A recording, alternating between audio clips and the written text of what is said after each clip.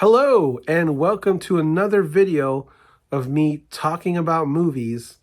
And today we are going to talk about the John Wick franchise because I am fresh from seeing From the World of John Wick Ballerina, aka Ballerina. Like, seriously, stop having all those words on the posters and in the trailers. Like, just call it Ballerina.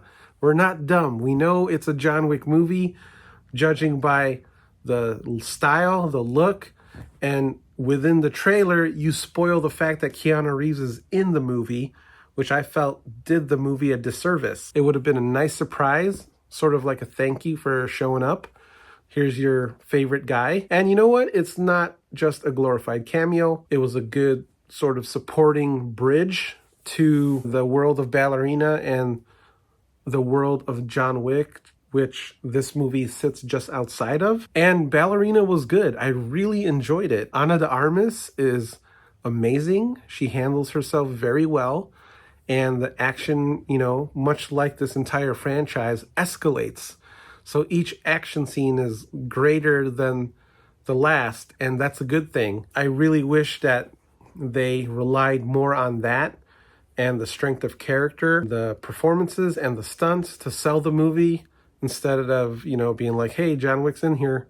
I felt like they weren't confident in the product, which they should be because it's actually quite good. I only had one gripe going back in my head and thinking about it was there were some sequences that I thought could have used better lighting. It was a little bit too in the dark for me, but, that's like a small negative. But everything else was very positive. And, let me preface this by saying with this ranking video, it's not about best to worst because I like all these movies. I think they're fantastic. Like I mentioned before, it's all about escalation, but in a positive way because each movie is better and better than the last. What I want to do is do most rewatched to least rewatched. And that's not really fair because Ballerina has to sit at the bottom because I just saw it. So we have Ballerina. Then right above that, I'd say John Wick, the original. And, this is the one that started it all.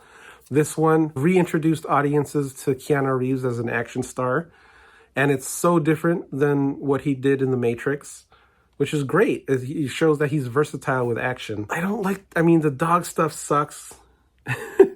Like, killing the dog was, kind of a gut punch. I don't like Alfie Allen. He's like a whiny teenager, bratty, mafioso kid, and it's not really a worthy adversary to John Wick. So it's just him killing his goons, but in a very stylish way. And this one also has John Leguizamo. He's one of my favorite character actors, and I wish they brought him back for the subsequent sequels, but they did not. This one I don't watch that often, but I do love it. It introduced us to John Wick. Like I said, escalation. We have John Wick Chapter 2. And this one's cool because it really opens up the world. I really like the introduction of like the sommelier character who is sort of like the Q for whatever continental or whatever area they're in. And just this idea of the world of assassins is crazy. And the action is really good in this as well. You have some adversaries with Common, Ruby Rose, and they do a really cool Enter the Dragon sequence in this. The action, though, there's a lot of comedic moments with the action. Common and John Wick are in the subway and they're shooting at each other, like sneakily, and you can't help but laugh because it's so silly. Right above that, surprise entry, we have the Wick is Pain documentary. Now, this just came out recently on streaming. I instantly bought it and I have watched it a few times now because I love process. As an artist, I love the creative process. I love when people talk about the things they've made and how they did it and why they did it. The thought process, the creative process. I love all of that stuff. So to have all these actors, stunt performers, producers, directors, talking about how incredibly difficult it was to make the first John Wick. It was really fascinating. It was like, you could tell it was a frustrating process, but then you look at the outcome of it all and where it's gone globally. It's amazing to listen to and hear about. And yeah, I was just a fan of the documentary, and I really enjoyed it. That's probably one I would easily go back and watch, because, you know, Keanu Reeves talking about instances of his frustration with like the nunchuck fight, and you get a little bit of background with the two directors of the first movie, David Leitch and Chad Stahelski, who was Keanu Reeves' body double in The Matrix. Lots of really good tidbits and behind the scenes Easter eggs if you're a lover of action movies, and it's highly recommended. Moving right along to the next movie on my list, we have the finale. Look at that cool lenticular. John Wick Chapter 4. And this most notably has Donnie Yen as Kane, who is getting his own movie. And then it also has Hiroyuki Sanada. It also has Scott Adkins in a fat suit. And like, this one is where the action went way over the top. They had the stairwell fight where he makes his way up and then he gets kicked all the way down, and you can hear the audience groans. You get tired. You're like, oh, you just want him to get there. And I think that's probably why I don't rewatch this one as often. I'll pull clips. I like the nunchuck fight. I like the overhead shot with the flame ammo, the dragon ammo. Even though I don't like the character of like the ranger with the dog, he was not my favorite. And I also didn't like Bill Skarsgård. He was also just kind of like a whiny mafioso type character, just like Alfie Allen was in the first movie. So I wasn't a big fan of that character either. Yeah, there's just so much in this one.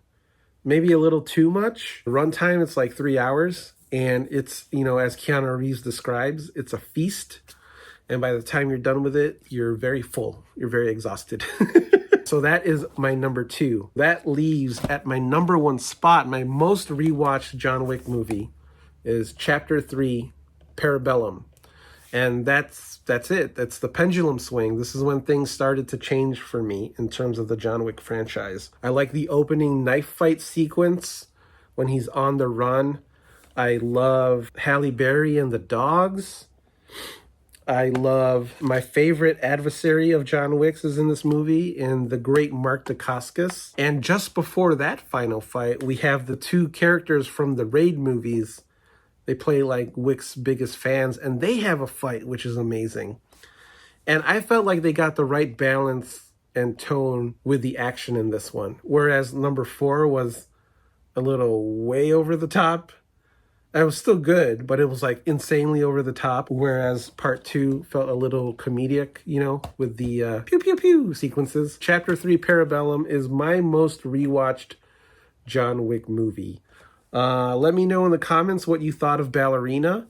I enjoyed it. It is definitely one that I'll pick up, add it to the collection. I think what they did here with Ballerina was great. You know, Keanu Reeves and Chad Stahelski were producers, so I felt like they had a lot of say in it.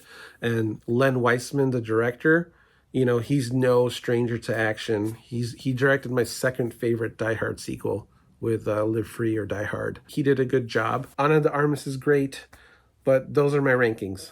Ballerina, John Wick, Chapter 2, Wick is Pain, Chapter 4, and then Parabellum.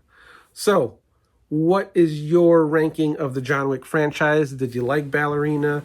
Are you going to go see it? Leave your comments down below, and we will see you on the next video. Yeah.